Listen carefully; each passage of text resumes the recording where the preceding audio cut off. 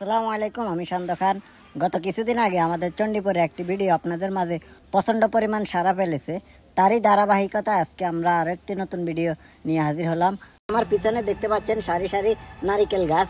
এটা হচ্ছে আমাদের চণ্ডীপুর আল আমিন মাদ্রাসার একটু পূর্ব দিকে মনসার রোড। আমাদের চণ্ডীপুরে এই ধরনের জায়গা আসলে নাই, তো আমি অনেক খোঁজাখুঁজির পর এই জায়গাটি পাইছি। তো আমি গত কিছুদিন আগে এই জায়গাটির একটা ছবি পোস্ট করছিলাম, যে অনেকে অনেক পছন্দ করছেন।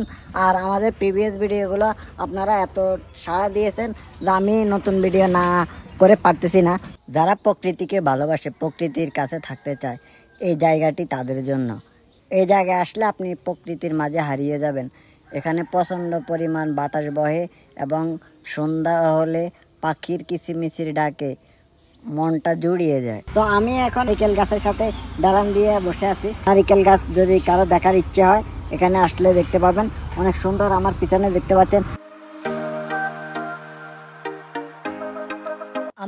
দেখতে পাচ্ছেন, একটা পুকুর পাড়ে আমি দাঁড়িয়ে আছি।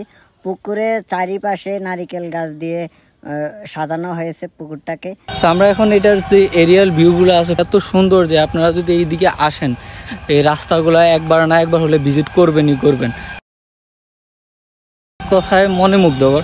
আর কেউ যদি রামগঞ্জ থেকে এখানে আসতে চান তাহলে আল আমিন মাদ্রাসা থেকে একটু পূর্ব দিকে আসলে আপনারা দেখতে পাবেন এই রোড দিয়ে আপনি রামগঞ্জ থেকে আসতে পারবেন।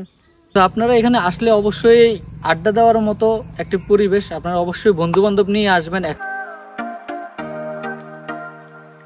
সড়কটি এটা হচ্ছে সোজা মনসার দিকে চলে গেছে।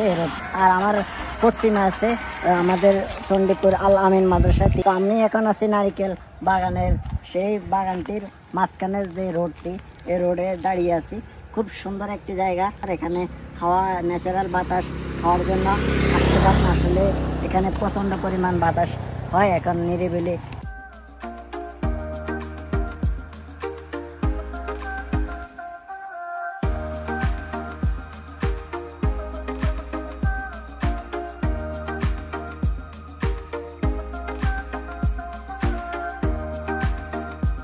আমাদের আজকের ভিডিও এই পর্যন্ত।